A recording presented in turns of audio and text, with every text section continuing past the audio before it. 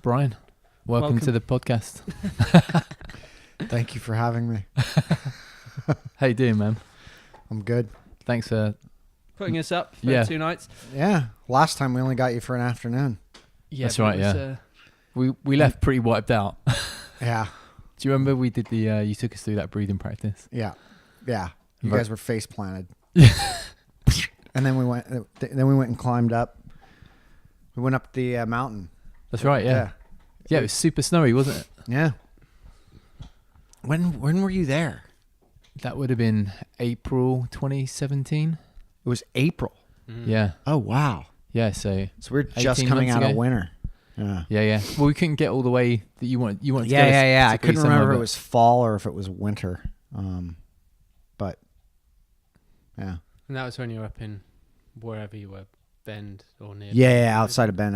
It was Sisters, Oregon. Yeah. In the middle of nowhere. In the absolute middle of nowhere. Why come back to California? People. That and I mean work wise. I mean I did 100,000 miles of travel. Whoa. Out of the Bend Redmond Airport, and that was which is great. It's a great airport. Fast, like you're in and out, but you got to connect to a major airport. Yeah. And so like if I went to the East Coast, which I did a few times, it's like 4 airport trips sometimes to get back. Like you just got to connect and forward, like because certain airports don't fly into it, and the West Coast seems to have some hub that whatever. It just was a pain in the butt. That wasn't the main reason. Erin and I really realized that we didn't want to live that isolated of a life quite yet without friends or family around. There was plenty of friendly people, like our neighbors wave to us, like say hello. Like those things don't happen here. Yeah, right.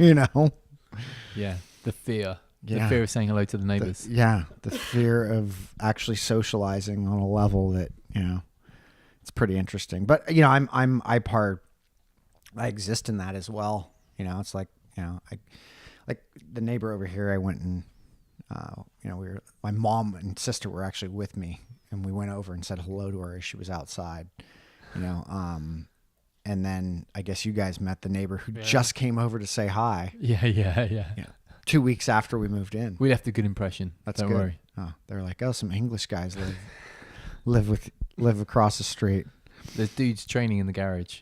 Yeah, and they're Indian, so they're like, the guys who literally came and from the country that colonized India.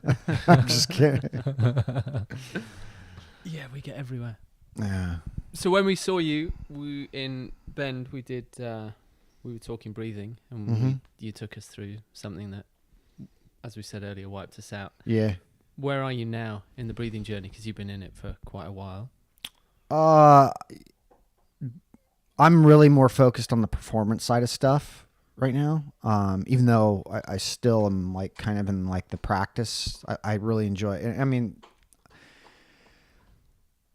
I think that if you're practicing respiration control in any way, shape, or form, that's breath practice. But traditional breath practice was kind of like what I put you guys through, like something that was like all hopped up, could really do some deeper layer stuff. Which I still do that kind of stuff from time to time. I don't do massive amounts of it, but I do have a daily breath practice. But the majority of the work I'm doing right now is really focused on the performance side of things and seeing exactly what's happening as a result of initiating specific breathing patterns or things into training or working out or performance to a large degree.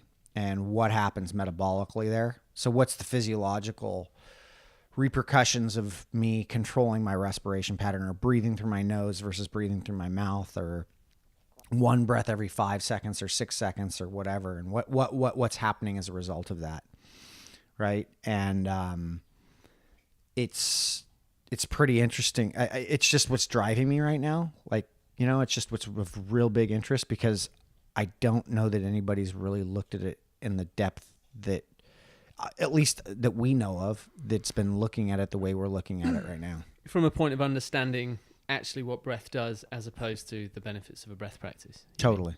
Yeah. In a performance type situation. So, hey, I'm going to go into this workout and I'm going to do this workout. What's it doing metabolically? Right? Like, I'm getting my Metcon in, right? And it's like, well, what is Metcon? And, we now understand that, there's really no such thing as, this isn't my work or anything, but this is, there's no such thing as anaerobic training. Anaerobic is just the byproduct of you no longer being aerobic. Thus, everything becomes aerobic training. And trying to push aerobically as hard or as far as you can before you actually have to default into something that is requiring anaerobic activity, right? And so with that, what we're seeing with just preliminary stuff, and I've put this out on the internet, is just basically, if I do a traditional aerobic workout and I'm breathing through my nose, I have a very aerobic response to that. The moment I open my mouth, I'm getting a very anaerobic reaction. And that's somewhere where we don't want to be. To a large degree. There's a time and a place for it. Absolutely. But it's not a trainable, so meaning if you don't actually need to be using glycogen, you probably shouldn't be using glycogen, because it's an emergency. It's a survival type energy, right? So that will kick in. Your body will just naturally kick into that when it needs to. Absolutely. Yeah. 100%. And to be totally open, and honest about this, is like, we're using all these energy systems all the time, right? But it's how much and what are we doing? And respiration control, and this is something yogis figured out long time ago, is that if I actually control my breath through poses, I'm actually doing that exact same thing. I'm actually not blowing off CO2 and allowing me to blow through. So it's like when you go to a yoga class and you hear people who can't do that, right? They're out of shape. Right? So they can't actually control themselves through something because they're out of shape, whether they don't have the strength, or they don't have the cardiovascular fitness, cardiopulmonary fitness as a result of that. So then they have to breathe more because the CO2 buildup's too high. And that's why you actually are breathing, right? And so the same thing applies to fitness. And we're never really looking at it in that manner. And that doesn't mean necessarily you're breathing from one position to the next, but to understand the patterning, and that respiration is nothing more than a byproduct of what's happening metabolically, what's happening in our body, what's the reaction to the work being done. And if I lose control of my breathing, you've lost control of the physiological responses that are going on. And so that was something, that's something meditation, the yoga world really grabbed onto, and, the human performance world really, there's definitely outliers and people who've been looking at this for quite some time, but to the degree that it's being looked at now, is just very different. And recorded. Yeah. That seems to be the main difference. It's not necessarily breaking new ground, but it's newer understanding and being recorded for future generations to actually be able to tap into, right? Correct. This isn't you can go back through texts, and we have within like yoga. I've got some books here where they talk specifically about this stuff, but they don't talk about like the physiology of it, right? Or like what, they're talking about. It's more of an esoteric type thing, is like controlling things and being one with the breath and allowing the body to relax into something. Like you're literally oxygenating the tissue by controlling the respiration, because you're not blowing off CO2, thus making it very difficult for all that oxygen to come off the red blood cell and make it bioavailable to the body, right? Because if I'm hyperventilating all the time, you're not actually making that oxygen bioavailable to tissue. So therefore, if I'm stretching or going into these positions and poses, it might benefit me to get oxygen through them. So thus, when I control the positioning and then the respiration, I'm actually controlling my fitness. I'm controlling all of that to understand where I'm actually at. And thus to let go of that and like means I have no control and I don't understand my own fitness. So the aim is with training to constantly breathe through your nose so your performance, like your strength, your range of motion, whatever it is, naturally goes up, but you're never operating outside of that nasal breathing. Sort of. There is a time and a place for mouth breathing. You can actually use mouth breathing in situations in order to get an advantage on things, to cue things up, to get more oxygen on the red blood cell, to then control the respiration. I would say the vast majority of things that we do, yes, should be done nasal breathing based on what we're understanding. It's a mechanism for understanding mechanics. When my position sucks, it is very difficult for me to get air in through my nose, right? Like, so as I'm hunched over, it's versus, I mean, I probably filled a third more air up just by changing that position to some degree, right? Yeah. So, like, if I don't have access to that, but I can get away with a lot when I'm doing that. And so there's our mechanical diagnostic.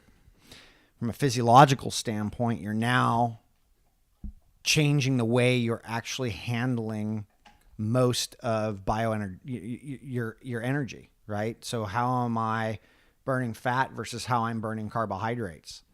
And I'm making, what we're seeing is these massive swings over towards, if I open my mouth, I'm making a massive swing over to needing that glycogen. I'm needing more of the carbohydrate stores. Thus, I need to replenish that stuff. That's a finite energy source. So if I've got a marathon runner or a CrossFitter or whoever who's working out and training and they're constantly breathing through the mouth, there's somebody who's going to need to replenish a ton of the glycogen. They're going to need to replenish more. And if this is a constant thing year over year, this inevitably can lead to things like adrenal fatigue, autoimmune disease responses. They're very, you can connect these things pretty easy. So that's the physiology of it. And then it becomes the state side of it. So mentally what's going on. And just so happens that when you're nose breathing, you're parasympathetic dominant versus sympathetic dominant. So if I'm not in survival mode versus I'm in a more clear, more creative, more peripheral place, I'm absorbing more. I'm staying, so we talk about flow and, which is kind of a dirty word, but, flow, or just an overused word, flow will be much easily achieved if you're breathing through your nose versus your mouth, right? You're not becoming more sympathetic dominant. You narrow in and you don't see things. You become so highly focused on one simple thing. It's like, I'm on my phone texting while I'm driving, right? Why don't we do that?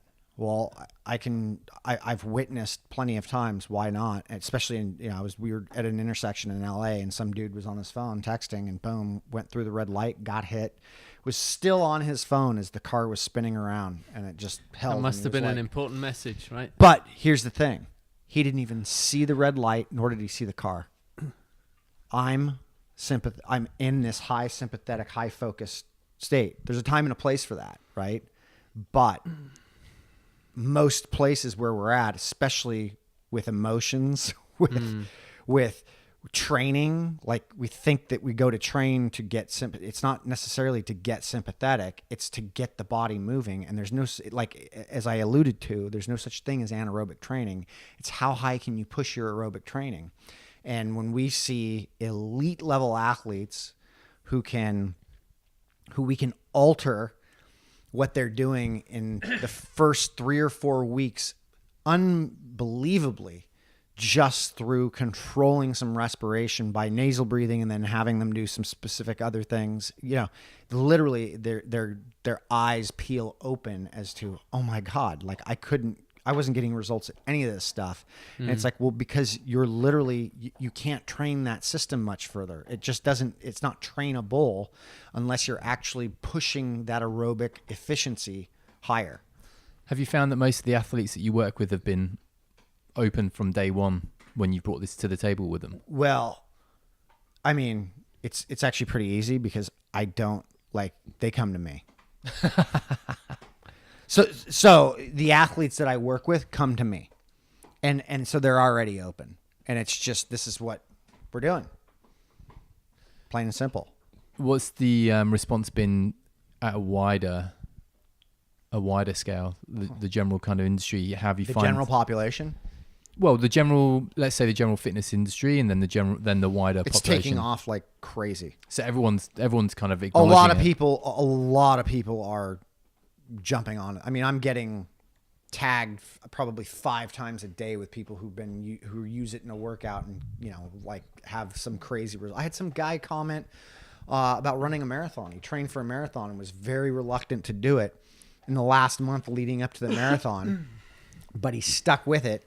And then during the marathon, he told himself he was going to just nasal breathe, but he was going to push his pace as hard as he could. And the dude PR'd his marathon and said it was the easiest marathon he's ever run. Wow, What the fuck? sounds like Leo. So what happened, right? Like, so, but so what happened, you know? And it's like, well, if you're not anaerobic, you're not blowing through that glycogen, you're not stressing the system, you're not changing the pH in a negative way, you're actually thriving in what you should be doing, right? So, I mean, it makes sense to me. It's the real secret then, isn't it? People like that pain. That we were talking about this last night. They like the suffering. They like breathing. You know, it's almost the majority of they're not. Yeah, and I don't through think their there's mouth. anything wrong with wanting to go breathe heavy, right? Or get moving. Like I think we should. I think that working out or training at this point is probably the greatest therapy there is. Like, you got to move. If you don't move and you're going to a therapist, like there's something wrong, you know, like you have to be, like, we know there's direct relationship with aerobic activity in the brain and moving and even the body. And I mean, you stop moving, you're dying.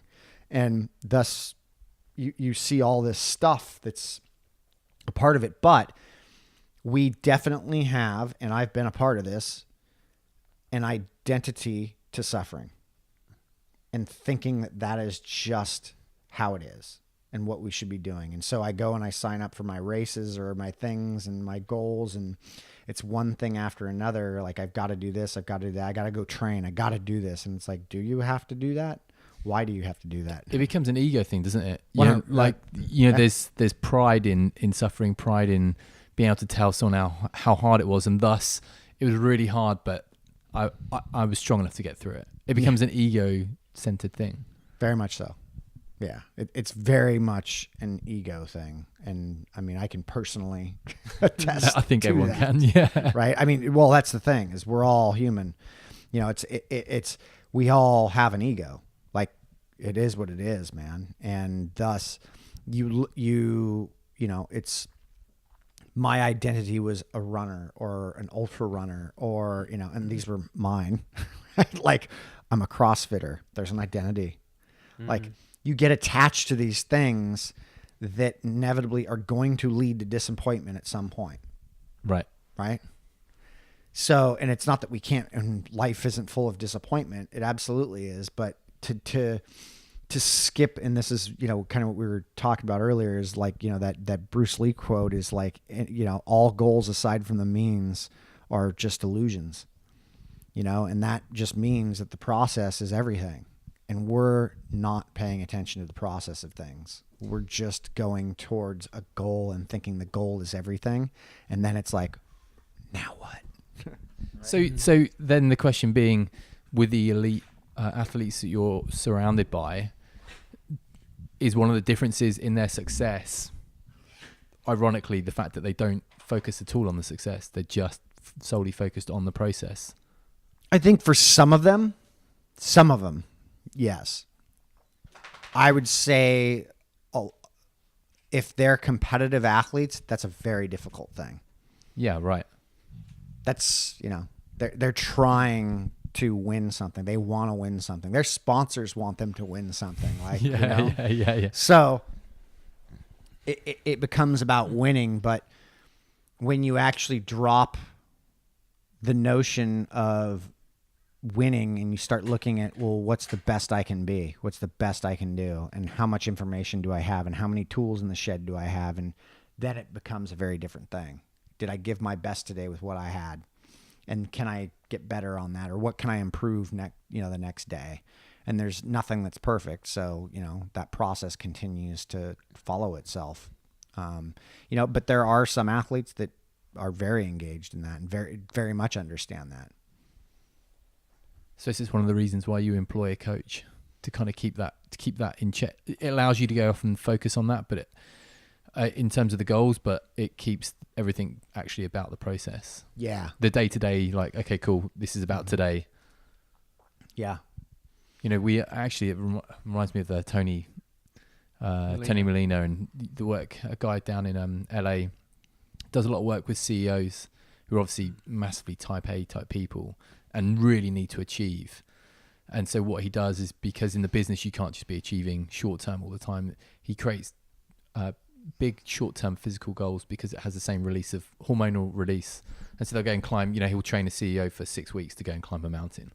And so when the CEO gets to the top of the mountain, he gets that same release, and it's kind of feeding into the longer term goal, but it's the process in the short term, Yeah. I like that. Yeah, interesting guy. He's really good. I think the first thing he said to us was, you should never be out of breath and you should never breathe through your mouth. There you go. Yeah, I think you'd like him. Yeah. What he does. Yeah. Tony Molina in LA. He was Marine Recon. He was that. So they were breath holding, well, like SEALs and, doing all this stuff. Yeah. Like, those guys can keep calm in anything. That's what they're trying to do. Yeah. It's crazy. He was saying that his training, what were they? 2 weeks underwater training. They do that thing. And then the last day is like every day's exercise, just back to back, which culminates in like 5 guys trying to beat the shit out of you whilst you're tied to your partner. partner. You have a partner underwater that you're swimming lengths with. You're tied to them, and then you have guys that are swimming with scuba gear, and they're literally beating you up as you're swimming underwater, doing lengths of the pool. Just hold your breath. Fuck. Yeah. Sport's not quite philosophical yet, is it? In that sense, to be... Some of it. I think you got some coaches that are in that. And geez, man. You think about a professional basketball team. Can you imagine how many egos you're having to deal with? Even professional soccer, football. Yeah. It's how many egos? Seems to be the thing that lets, football down, soccer. Just the individual person on the pitch, 11 players. Famously with English team back in like 96, when they arguably had the world's greatest players, but could never really win anything. It wasn't about performing as a team, it was about performing as an individual, Yeah. Fortunately, it's kind of changed almost. Yeah. We made a semi-final this summer. Hey, there we go. But it seems to be driven externally. And maybe those athletes would, because all you can be is your best. And then just work on the breathing, work on the technique, and some people are just better than you. Yeah. Which is really hard, isn't it? It's like you're always going to be fourth. And you're like, fuck. All I want to do is win, but it's like the 3, like the top 1. Certainly in CrossFit, it's like the top 1 is just, and with ultra running, like Killian.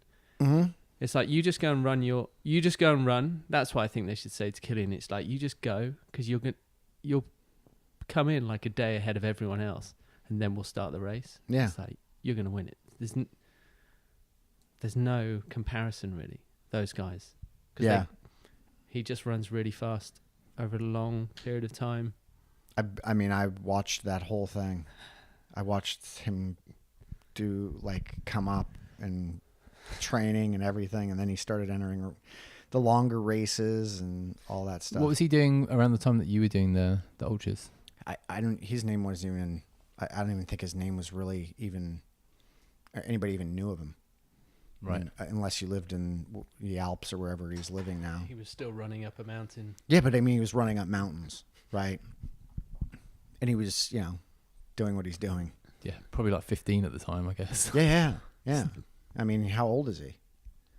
He's not that old, is he? No, I don't think he's 30. No. And he was born in the mountains, wasn't he? Yeah, I mean, I'm more than a decade out from ultra running now.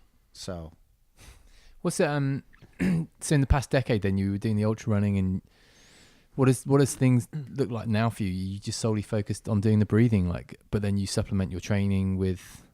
I mean, I train and I enjoy it. I mean, I just did a big old bike ride with Starrett and his wife and Juliet and my wife, and we did 100K bike ride together and as a team. And I did my normal training and was highly prepared. I was like, oh, I was actually really prepared for this, and I did really well at it, like much better than I thought, especially since the accident. So this happened in first weekend in October was the race.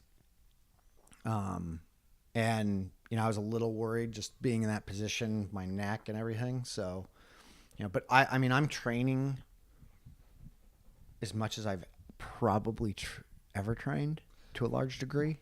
With a different vibe and mindset. Completely. It's one, absolutely. I mean, I ask, I kind of obviously know, but yeah, the in drive what way? Yeah, the drive is there. It's like the same drive, but it's for a different thing. Like I'm doing it to really want to learn more. And I wanted to learn back then, but not as much as I want to learn right now. So you're in the process stage. Everything's a process at this point. There's no real end stage. You have to go through the goals to get to the process. Mentally. I mean, everything's kind of a process though. But what I mean is go through the illusion of the goals. You have to go through the illusion of doing the goals first in order to Realize. tick off.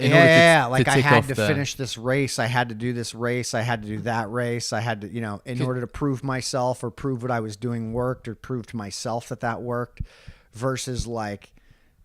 Because you get to the end and you're like, oh, what next? Yeah. What next? What next? Yeah.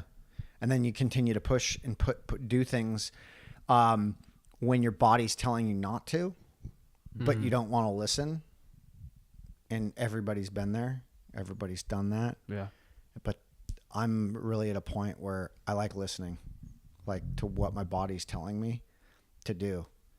And it doesn't make me better. It doesn't make me worse. It just makes me, I'm enjoying my process and what I'm doing. Just makes you enjoy it. Yeah. I really do enjoy it. I'm not like, this is a chore and I got to go do this. There were so many times that was occurring. I mean, I guess that's ultimately why the work you're doing with the breath and the things you're discovering and putting out there, it's because of that, right? Mm-hmm. You're not just using it to enhance your training. It's like, we were talking about this earlier on. I was asking you, how do you choose which one to kind of focus on? Because you're revealing so many different areas, right? Yeah. Yeah. That it's all because that you want to learn and be open to it as opposed to being right about it. That's it. I don't know if Rob said this or he got it from somebody or I just saw it in somebody's post that claimed Rob said it, but science is just one funeral at a time. Yeah. And it's funny, that's a rad statement. Right. And I don't know whose it is. It might be Rob's. And if it is Rob's, fucking hey, Rob, that's a hell of a statement. Rob has a lot of good, quotes, but, I see a lot of people who get caught up in thinking science is their God and don't actually understand that statement. Behaviorally don't understand that statement, and that just tells me that they're trying, it's more or less about, we get caught up in the, I'm right. And that's all stuff I've done. And I think that's why it drives me nuts to a large degree, Yeah, I was just, I remember having a conversation with you. I think it was on Skype. It definitely was on Skype. We were talking about pranayama. Yeah. And you were, and I was like, yeah, but, I definitely have a leaning towards esoteric and mysticism and want to believe the esoteric. And you just called me out and you're like, I think I said, oh, but, so what is pranayama? And you're like, it's just, understanding it. It's nothing's mystical about it. You're just pulling it apart and learning that. And I guess it's the opposite way. Science is only believing in science is one extreme. Only believing in the esoteric is one extreme, and actually bringing them down into the middle, where everything is understandable and everything's quantifiable. Yeah, it's to a large degree. Yeah. I mean, I don't think there's anything wrong with the esoteric side of yoga or any practice. In fact, I think it's great. Like, I like it to a large degree. I like CrossFit to a large degree, and what strength and conditioning is to a large degree. But there's a lot of pieces of those things that I could do without. The culty fucking like diehard like whatever of CrossFit is a serious turnoff for me. Like, yeah. I don't do well with people who are blindly like just go into things and die for points type of ideas and things, and that just spells religion gone wrong for me. Yeah, you know? yeah. And I don't think there's anything wrong with religion. Like, Christianity is great. Like, the principles of Christianity are fucking amazing. The principles of Islam are great. Like, of you Buddhism. realize they all say the same thing, though. 100%. Like CrossFit and yoga. 100%. They're all saying the same thing. That's where exactly. That's exactly where I'm going. It's the same fucking thing, except one's in a room with fucking, some instructor in yoga pants or whatever, or you're in, an ashram in India, or, you're in a box here in San Francisco or New York or wherever. And, whatever, it's all the same thing. That's the identity again, isn't it? It's just that ego. But, Yeah. You like you like the outfit of CrossFit and the barbell, but Yep. it's the same as a whatever. I'm Forward paleo. fold. I'm vegan. I'm like, okay. Yeah, we just saw actually recently someone's in the UK was kind of very vocally vegan and got put in a circumstance where he kind of felt like he needed to try something different. He listened to his body, and Yeah. his body was saying, I need to try. from our understanding, Yeah. eat meat or eat meat animal products. Yeah. But he'd And been it very, questioned very, very aggressively vocally about veganism. Mm-hmm. And then all of a sudden he had, felt like he had to try meat to heal his body from certain issues. And you could see the pain that he was in with, like, wait, I've just spent X amount of years, like, sort of, this is me, this is what I've been saying. And now I kind of have to come down from that position. And it's not only does he have to deal with his own feelings towards it, but has to deal with an entire community's feelings towards it. That's where I think the hard part is having to deal with a community that, is going to react viscerally and in a negative sense to a large degree, right? Instantaneously as well. Well, the vegan community, I mean, I don't know if there's another harsher environment than the vegan community, which is also why it's a major turnoff for me. But that said, I get it. I think it's phenomenal. I applaud people who actually abide by it and don't have to fucking run around and talk about it. And I've got some friends that do that. And I respect that. That is what I respect. It's the same thing that I respect about some Christian who doesn't run around telling everybody they're a Christian, yet goes and literally is like, how can I help you? Like, what can I do for you? Like, and you're like, well, who is this person? Yeah. And you're like, oh, Yeah.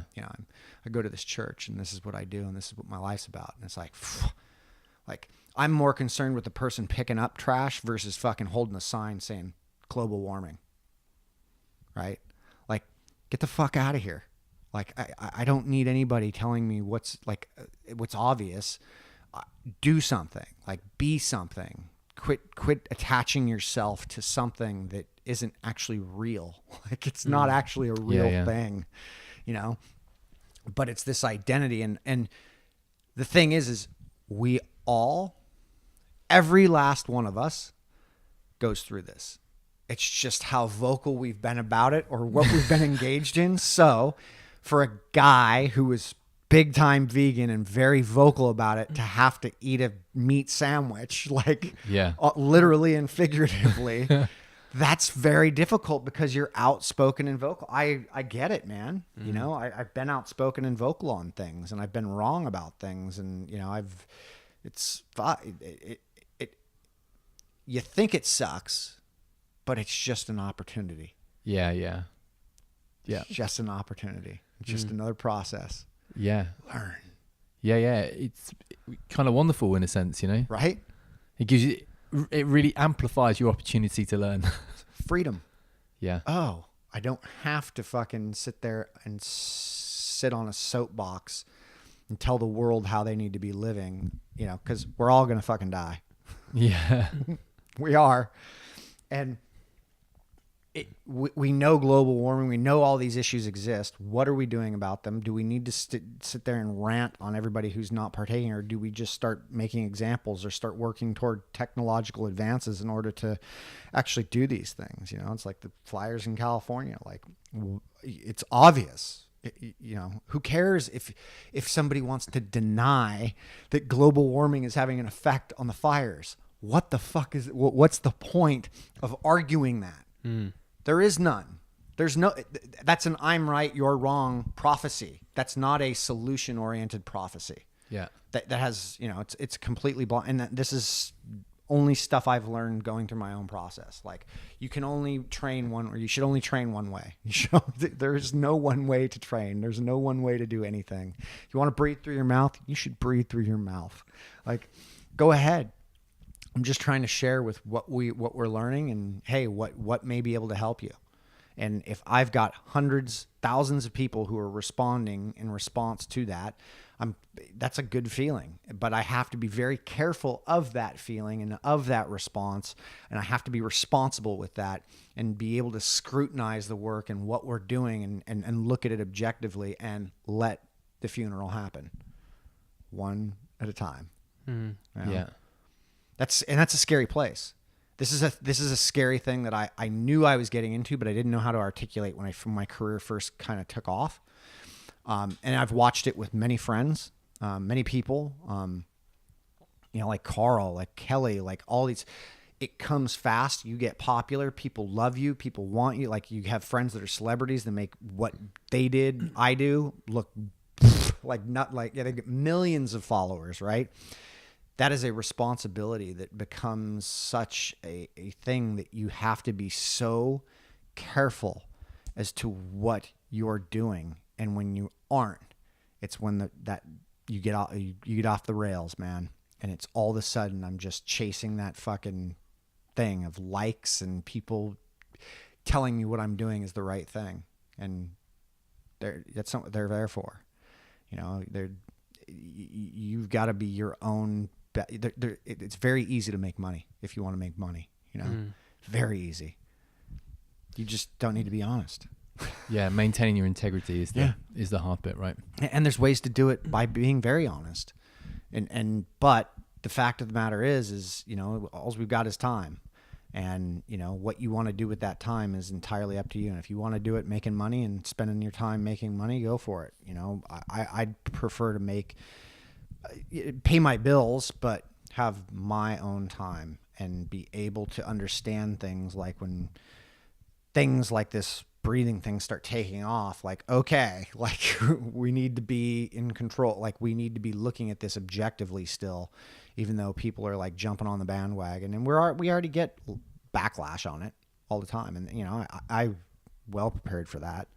You know, that was first phase of my career. So it's kind of funny, isn't it? You're teaching people how to breathe. Very. It's weird. Well, and to actually even be thought of as like a breathing coach, I'm not, you know, I mean, I'm not like, that's not what I do. Like, but we can do it if you want. People like that, though, don't they? That there is a coach that they can almost abdicate responsibility to. Yeah, people don't want responsibility, right? Yeah, exactly. They can put an identity on you. Therefore, make you responsible for something they should be responsible for.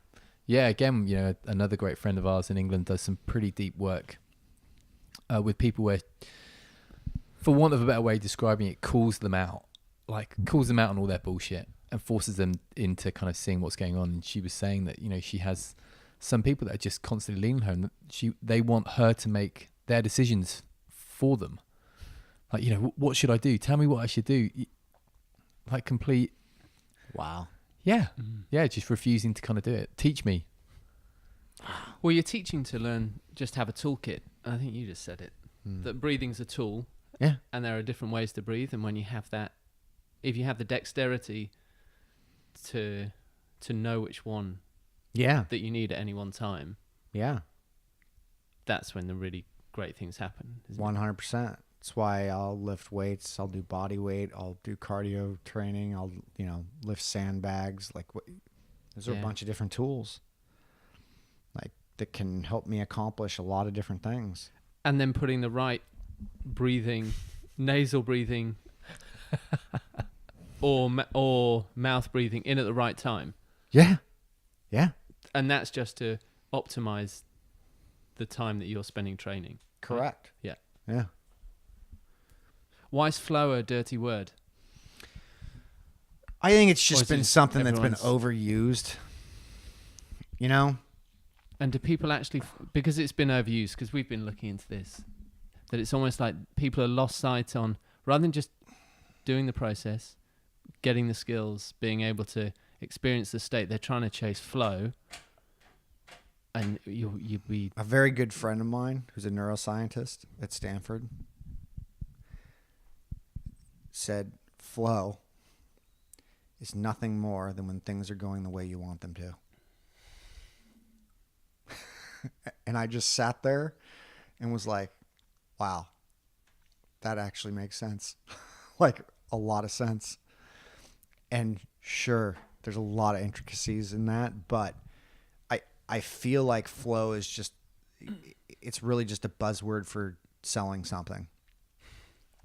Let's go do some, you know, let's go stand on a Bosu ball and throw things at each other and see if we can get in flow. Like, really? Yeah. How about just be present? But that's really hard for people. Fuck yeah, it is. That's why breathing's so cool. Just do 10 breath cycles controlled, regardless of what they are. Inhale, exhale, or inhale, hold, exhale, hold, whatever. Do 10 of those. See what happens in 10 cycles. See where your brain goes. See what happens to your mind, you know? And like, oh, you were just present for fucking 10 breath cycles, however long that took, you know? Yuval Harari talks about it, you know, like, 'cause, I mean, he's done the extensive vinyasa, you know, stuff, right? Not the vinyasa. I forget the name of it. But it's a breath practice. It's a meditation practice, but it's all centered around breath. Vipassana, yeah. So that's being aware of your breath. I challenge any human being, and I've worked at that for about a year, to where I could get more than 10 breaths and being aware of 10 breaths before I literally consciously took control of my breathing pattern, you know, and getting to a state to where you can just be aware of your breathing, you know, and that's a fucking... It comes back to discipline, doesn't it? Because, you know, with Vipassana, you do 10 days of 10 hours meditation. Yeah. And then the point is that obviously gives you shoots you into hyperspace of meditation, let's say. And then the point is that afterwards, you then do an hour in the morning and an hour in the evening. The discipline of actually sticking to an hour in the morning and an hour in the evening. Get up.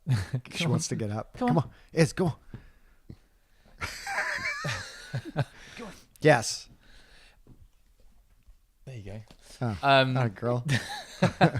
She's part of the podcast. The discipline of actually sticking to an hour's focused attention on the breath in the morning and in the evening that's the challenge. Yeah. Do you need an hour in the day, an hour in the morning and an hour in the evening? Vipassana says you do, but Yeah. do I?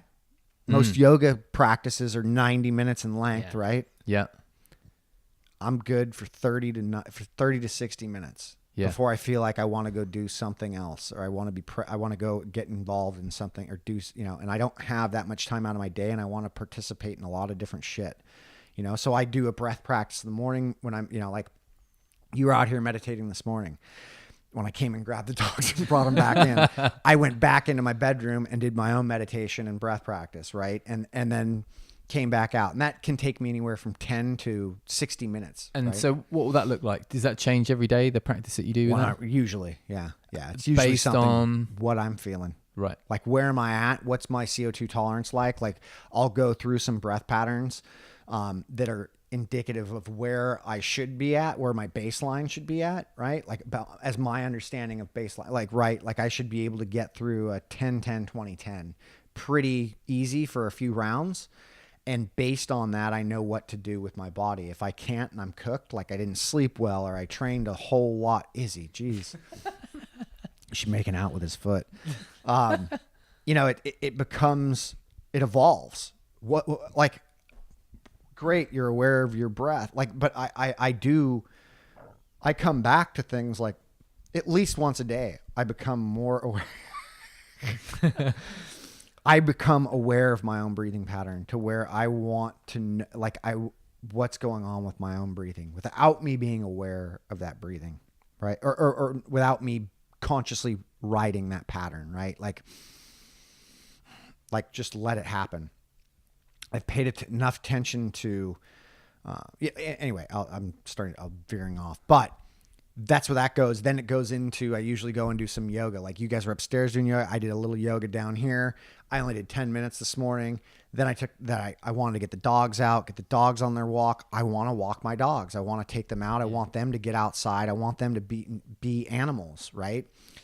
I want to get them through that. Then I want to come back and I want to do a little bit of something. And dude, that's like that's like an hour and a half, 2 hours of stuff right there. Yeah. Then if I didn't do something, or like we're going to, like I want to train this afternoon. Like I want to do something this afternoon that actually is going to be something. And what am I feeling? Do I feel like I want to lift something heavy, or do I feel like I want to go hard, something cardio wise, right? What are you feeling? Because we need to prepare ourselves mentally for I actually think we should go get the bag and just go to the hill. We're not going to go up that whole thing. There's layers to that hill. I'm looking at it, and it's kind of, it keeps going up. No, there's little things where it levels out. Like we can just go. We could do a few repeats. That'd be really good to get an extension like that. Like, I'm on the bike a lot, so I don't get a lot of like extension work. Yeah. I really have just gravitated back towards my bike riding and my mountain biking and road cycling and all that. So getting into extension, which is something you don't do on a bike a lot, is good. So maybe just taking probably the 20 or 30 pound, sandbag, and we'll run that up the hill a few times. Sounds I love great. it. I love coming and hang out with different people like yourself, or Erwan, or whoever else, and you just kind of get this. I often think how lucky we are with respect to coming to hang out with people like yourself, and like, yeah, cool, let's go and try that out. That we'd never do in a normal practice. Bro, because we don't. Ask me when the last time I took a sandbag and went up that hill. I haven't. So that was kind of. Wasn't that you, James, that brought that up? Yeah, you were messing around about. He was messing around about it. I'm like, it's actually kind of that sounds like a good idea. Like, I'm feeling something with that, right? Like, what do you know? What do you go after? Like the question you asked, what do you really know what to go after with like the breathing stuff, and whatever feels like it's actually attractive to me, like something that's, really making sense to me. So yeah, it all just varies, man. And so I think. Do you find yourself then jumping? Do you find yourself, an idea comes into mind of something that you want to investigate? Do you just take it as far as it feels right, or do you continue to investigate it? Do you jump do you sometimes find yourself jumping halfway through onto a different train with regards to the breath, or do you always follow it all the way through? For sure. No, I don't know. There's been a few practices, few methods that I've gone full with, but then there's a lot that I basically have gone, a little ways in, enough to understand. I get it.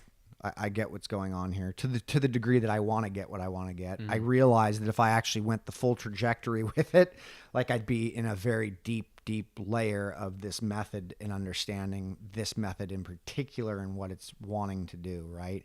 But I mean, like I did the whole gamut of the Wim Hof method. I mean, I spent time with Wim.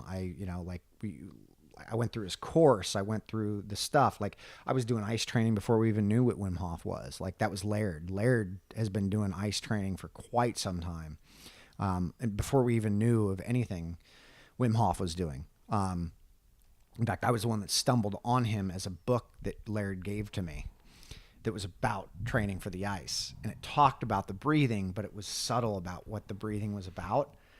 And I'm like, there's got to be more on this nutty guy on the internet. And there was this Dutch thing, and like they had just translated their thing, I think, into English, their course.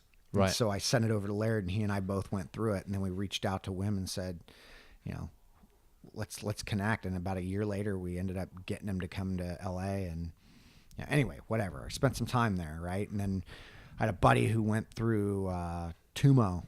He went in and he met the guy who's literally from Tibet, who's running around the world, kind of bringing it out because there were people on the internet talking about it, and he felt that he wanted to kind of get deeper layers of that out. And my buddy went and met with him and went to his seminar and got an understanding of it. And then he walked me through things, and it was very, very interesting as to what they're doing. But it's, I get it. Like, makes sense as to how you can heat your body up by controlling respiration and holding your breath, and getting into locks and chakras and things like that. And I've had a yoga practice. I've done free diving tables, gotten into some of the free diving stuff. You pepper into this stuff and you meet people and you connect dots, and you just start. That's what I'm doing, is really connecting dots at this point to really understand how it all fits, how it can fit into like the totality of something. Like if I wake up tomorrow and I decide I want to do some CO2 building tables, like that takes its effect, right? Versus going through a pranayama, right? Yeah. And one's not better than the other. They're doing some similar things, but they're doing some different things as well. But anyway. Have you ever wanted to, in the same way that your friend found the guy that was doing the Tumo stuff, have you ever wanted to go up to like the cliche of going up to like the Himalayas or out to India and tracking down some of the gurus, let's call them, who have been doing the pranayama for like 50, 60 years? For sure. Now, the question becomes, for me, how much time do I have for that right now? Yeah. And I could give that away, and I could go do it, and I could go learn something and bring something back, and I'd learn and I'd do it. But I actually was supposed to go do the Vipassana retreat here in California. Oh yeah, out near Yosemite. Oh yeah. I really want to go and I'd love to go and do that one. Yeah, and a good friend basically was like, "You're gonna go run another 100 miles to figure out what that's like." And I was like, "You motherfucker!" And I was like, "Oh, I get it." Like, having to go sit there and torture myself for 10 days, which I'll go do, right? Is that really what I need to do? Is that really what I need to get out of this? Or do I understand what it feels like to run 100 miles, right? Because there's nothing, there's not a lot, like, I get it. That's the entry point into something, to then taking it another layer and understanding it. But if you can, if you can get the basics of something, that doesn't mean I've done Vipassana. It doesn't.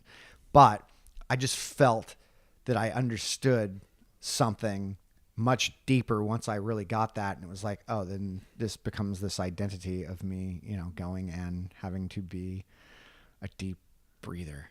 Yeah. You know? So I did my Vipassana in India. You did.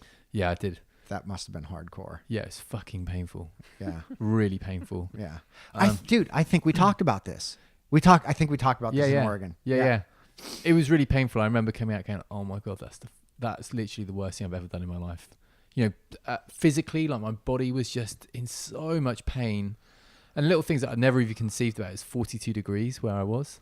So just being in that heat the entire time. And then I remember thinking, you know, not that I would ever get behind solitary confinement ever anyway, but I was thinking, wow, this would just drive you insane. I'm here for 10 days and it's solitary and I'm surrounded by people. However, that being said, I kind of often flirt with the idea of like, oh, I just need to kind of go back and just do it again. Why? I really don't need to, but I almost need to just validate the fact that it was really painful. I mean, but I would also you also just told me about the fact that you did a 5-day water fast only. Yeah. Shut down your digestive system. I've got an identity of suffering. Well, I'm not, but whatever. I mean, but this comes back. So I was actually trying to bring this back full circle to the identity thing. And it's like, or the suffering thing. And it's like, we can either choose the suffering of pain, or we can choose the suffering of discipline, and you get one or the other. And I think that's where people struggle. And I can't remember who said that, but somebody famous said that. Not that I did not come up with that. But as Jocko Willink says, discipline is freedom. Mm-hmm. Yeah. I was just showing you that video. But that is, dude, how simple, but how real is that? Yeah. Well, discipline or pain, discipline is way harder. Fuck yeah. You know, like I'm going to go and run. Well, and then if you're in pain, you can create the identity to the pain. Yeah. Then you can get people to feel sorry for you. And then you can get then it becomes dude. So one of my things actually I have to mention about the Vipassana was, so a day and a half in, you know, sat in lotus position for 10 hours. Well, by that stage about 15 hours and my knees were just screaming at me. At the end of each session to try and straighten my legs would take like a good minute or two. Yeah. And so you check in daily with the guru, you know, or, you know, the teacher at the front of the class. And I went up to check in with him somewhere through the second day. And I said, look, you know, can I just sit on a chair? Like my knees are so painful. Yeah. And he said, oh, one of the techniques is that you scan your body for sensations. And he's like, when you're scanning your body and you get down to your knees, I just want you to smile and accept it. I was like, I remember thinking, motherfucker. Fuck yeah. Like, this fucking hurts. So realizing I had another 7.5 days or 8 days of this, I was like, okay, cool. I'll give it a shot. You know, because I was definitely like, oh, this really hurts, and identifying with it. And within like 2 or 3 hours, like pain completely gone in my knees. It was revelatory for me at the time. So, I was like, I cannot believe that this like just changed one little thing. I actually remember you telling me about this. Right. Okay. So when we were in Oregon, right? Yeah. This correlated into my running 100 miles, which I did twice, right? But who cares? It's not a big, like, whatever. A lot of people run 100 miles now, but the amount of pain you're in during a 100-mile run, I've never experienced anywhere. Yet, when you change your mind about that relationship to the pain, all of a sudden, there is no pain. Yeah. And I'm like, you come to this realization during the run. What, dude? Pain really is an illusion. It's just this thing that I'm cultivating through my brain. I'm fixating on something and creating something versus, you know, sure, listening to pain. I'm talking about two different things, right? But the pain of like how much damage I'd done to my legs, like you can let go of that, and there's freedom in that whole thing and letting go. And this was what connected me into, do I really need to go sit there for 10 days and understand again what pain is and what it isn't? Or do I really just want to fucking wrap my head around it right now and be honest with myself? And that I am in charge of what's going on. And I can at any point give into that or create the discipline around that. You know, and it's like getting up and doing the dishes or whatever and starting to go through this process of, you know, taking the dogs for a walk and wanting to take the dogs for a walk versus I have to take the dogs for a walk. Oh, shit, that's a mighty different way of looking at it, isn't it? Yeah. And I've looked at walking these dogs as like a chore, you know? And I'm like, fuck, why would I do that? Why would I choose that path versus I get to, right? Erin corrects me on this stuff all the time, right? And it's not that she's a saint on it, but she does, you know, she's just like, you mean you get to go to Hawaii and work? And I'm like, oh yeah, I don't have to, I have to go to Hawaii and work. No, I get to, right? You know, she's caught me on that one a few times. I feel this is the same as what we were talking about last night, which was, we were talking about the lifestyles that we live and time really being the only thing that you have. Yeah. And us not being that far from like Silicon Valley and people are earning, you know, like $200,000 a year or whatever. Yeah. And they're blowing through the cash and they've got no life whatsoever. And it's kind of their choose, you know, and then people kind of say, well, how come, you know, why do you have all this time to do the things that you want?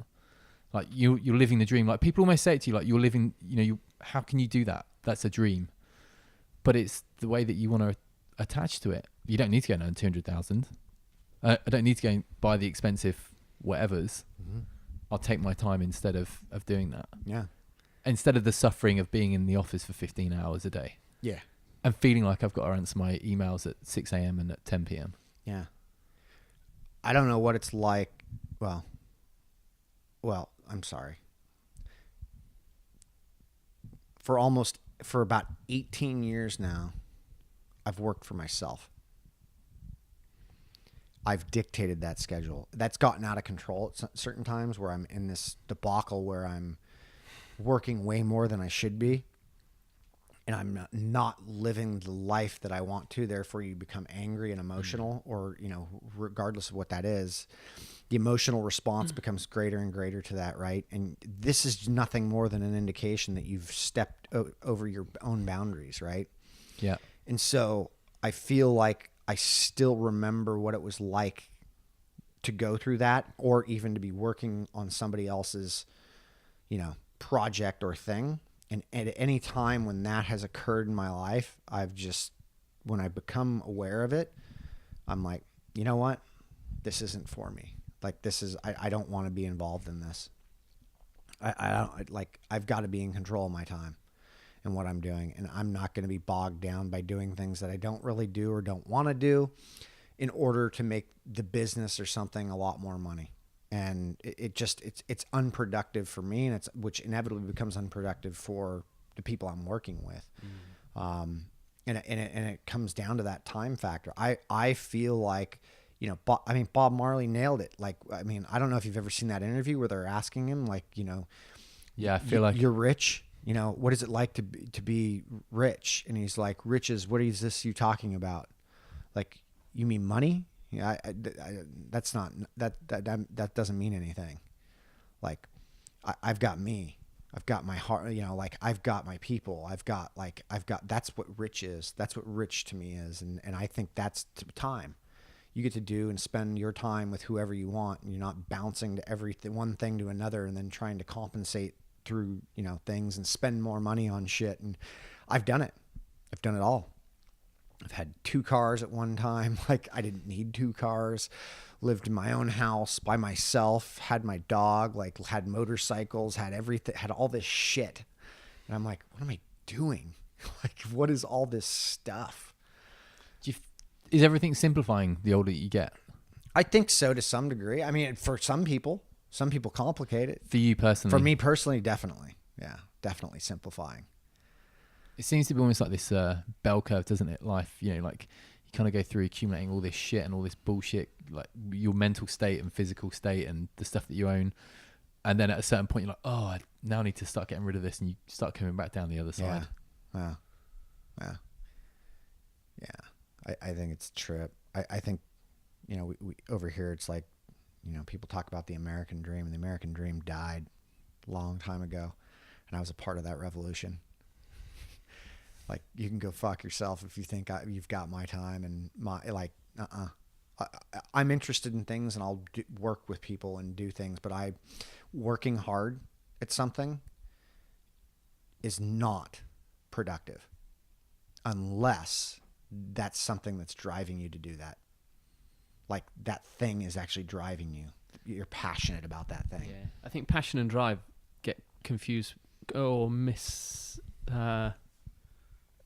people confuse drive with passion. Yeah.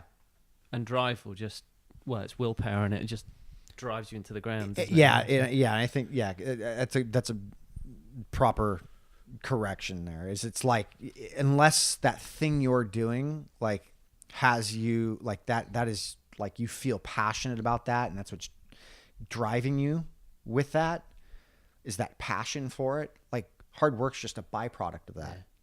Be very careful. Continue to bury yourself into the ground with that, and it'll be the same thing that eats you alive, you know? And for what? For what, man? Yeah. It's all relationships. That's all this thing is. When you die, where does your business go? Yeah. Where does your shit go? You know? Where does that go? Oh, it goes to the next person. Great. They just accumulated all your crap. And they have they just got your millions of dollars. They have no idea what it's like to build something that they just got everything for. Yeah. How scary is that? You know what the scariest, I feel like one of the scariest things in the world is the lottery. Well, they say that it's easy come, easy go, isn't it? You'll burn through it. You've got people who don't, like, largely have no way of understanding how to make that type of money, getting that type of money, and the responsibility that comes with that type of money, right? Fuck. That's the same thing as, like, be very careful as to what, like, when you're getting popular or what's happening, be very, very careful. Don't let the sexiness of something drive you to, like, make more money at it. Like, be aware of what's going on, and you know, that the money, the power, and the fame only become a magnifying glass of what reality is. So if you're shitty with money and you get a lot of money, don't be surprised. Yeah. Well, they say that if they distributed all the wealth in the world equally, I think it's like in a year or two, it'll all be back to where it is. Totally. I believe that 100%. Well, I mean, like, Scandinavia is doing the assessment on, and this has nothing to do with, I think women shouldn't be leaders or anything, but it's like job opportunities and everything, and like all this stuff, like everybody's got an equal shot at everything, right? And it's panning out the way that everything would have worked out anyway. Like, the men are doing jobs that the men are really good at, and women are doing the jobs that women are really good at, and it's not an equal thing. Like, literally, there's more women doing the jobs that women are good at, and there's more men doing the jobs that men are good at. And that's okay. That's fucking okay. Yeah, it's just that's human where nature. You want it to be. Yeah. Everyone doing what they're really good at. Bingo. Not we all get, you know, to do the same thing. The same thing. I'm sorry. That's not how it's going to work. Yeah. You know, nature says so. Yeah. Yeah. Otherwise, it's just to deny your own kind of personal fulfillment. Yeah. Which carries a whole host of shit with it. Yeah, a ton. Yeah, man. I think that's all I'm seeking. I think is just like, really, like, what is like, to enjoy this experience as best I can, or learn from the experience as best I can, you know, and what is, you know, I don't think everything's happy. Can't be. Nor should it be. No. Yeah. It shouldn't. Because that denies the experience of happiness. 100%. How would we even understand? How would we know light without dark? Yeah, precisely. Yeah. Same with accumulating and winning. And then you realize that it's not. Yeah. So you've got to go through all of this. 100%. 100%. I think, you know, the guy, the story of the vegan guy, like, we all go through that. but most of us aren't sharing at that level, right? Yeah. That's the error. The error Is it an error? Or Yeah, is yeah, it yeah. is True. it actually an opportunity? If I'm going to be vocal about this, if I'm going to talk about this, I need to be able to take the responsibility of what may come with that. Yeah, precisely. Yeah. He just amplified his experience of it. 100%. Good Yeah. for him. Fuck yeah. In 10 years' time, he'll be like, oh, that was great. Well, I don't think he realizes actually quite what he's done, and it's not as bad as how he thinks. No, it's, You again, know, it's the mental, which is the mental side of things, kind of blowing it out of proportion. And who gives a fuck what anyone else thinks? Well, well, at the end of the day, and I was just talking to Erin about this, but what people think of me is none of my business. Yeah, precisely. None of my business. Because goes back to stopping your own integrity of acting the way that you. And that's the most important part of it right there. It's because it comes down to how much integrity do you have for yourself? What do you care about yourself? Because what you think about yourself is exactly the reflection that you're getting. Because if somebody fucking is talking shit or is upset or blaming you for something, that's not about you. If you're a good person, that's not about you. That's something going on with them. They're just using you as you're just this thing, you know? Like you're gonna reflect what you think of yourself, and that's it at the end of the day. Yeah. What book are you reading at the moment? Right there. What's that? The Laws of Human Nature, Robert Greene. The Laws of Human Nature by Robert Greene. You're a pretty voracious reader, aren't you? Yeah. Or I want to say that's my perception of you. Which means that my reflection is that I read a lot. Or you want to read a lot. Yeah, I want to, yeah. I blow through things pretty quick, but when I find a book like that, that's going to take me me probably in the 4 to 6 month range to do. Because you'll reread it, or because you're going through it so slowly? I go through it so slowly. Like I went through Jaws, which is a book on the mouth and the jaw and how things operate. I blew through that one, like I think in a few weeks, maybe less than a few weeks. I've blown, but some of these books are actually really good. Like Jaws was fantastic. But like How Emotions Are Made by Lisa Feldman Barrett. I went through that pretty quick, but it was super good. But the depth of a book like that, every word in that though has got a. It's like every page you think is the entire book. Like he's so thorough. A buddy of mine texted me this morning and he's like, "That book's hard to read." And I'm like, "Slow down, then." Yeah. Fuck, man. Mastery was incredible, dude. I mean, he's such. Erin, I think, has gone through Mastery like a half dozen times. Really? Yeah. But to that point, that book's all about process. That's all this is, man. Is you becoming the ultimate process. This is your deepest layers of yoga. This is your deepest layers of martial arts. This is your deepest layer. This is principles of what it's like to be a human being and understand that to the umpteenth degree and know that we're all kind of the same thing and that you can pick up on the same things with people that's going on in you, but to be observant of that and to react to high emotional states is basically that's kind of the catalyst of the first chapter. I'll give it to you. But like, understanding your own emotions is very critical, and there's nothing out there like anything out there that's ever talked about, like in a philosophical sense, has never said you should react emotionally to that. Nothing. Yet people will fight. I've gotten in an argument about that, but like emotions are there for a reason. That's largely what the difference is between us and the dogs, right? Is the dogs aren't attached to these emotional connections to things. So the decision-making process is very what we call natural, right?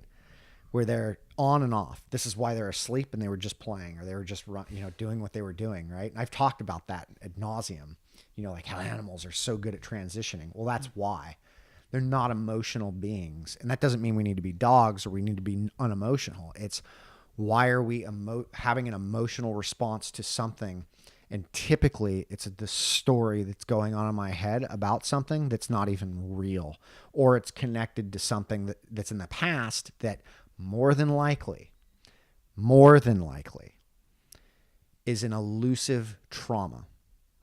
Meaning maybe there was a trauma to something, and this shouldn't denounce that people who have had very traumatic experiences haven't had them, but that I've created more of a story on that trauma in order to attach a memory and an identity to that, so that the conversation I'm having with you is connected to something that happened with me and my dad when I was 5, right? Yeah. Like my dad hit me or beat me, whatever, and he didn't do that. So, but I'm using that as an analogy, right? And thus it's like, don't totally react, be observant of your own emotions to things, understand and look to the depth of where those emotions are coming from and how to get to those layers of really understanding that. And I mean, that's just like literally like a chapter, right? Which is crazy. That's a lifetime's work for some people. That is for most people. Literally, most people will read that and be like, "Nope, I have no interest in doing that. I just want to go on and be." And it's like, by all means, go do that. But I have every interest in that. I have every interest in understanding the depth at what this being is and what's going on. Like, I just want to understand that. And respiration is playing a big role in that right now. It's just, respiration is nothing more than a byproduct of what's going on emotionally, stress-wise, pain-wise, it's just a converter for what's happening. It's a way to measure intensity, simply put.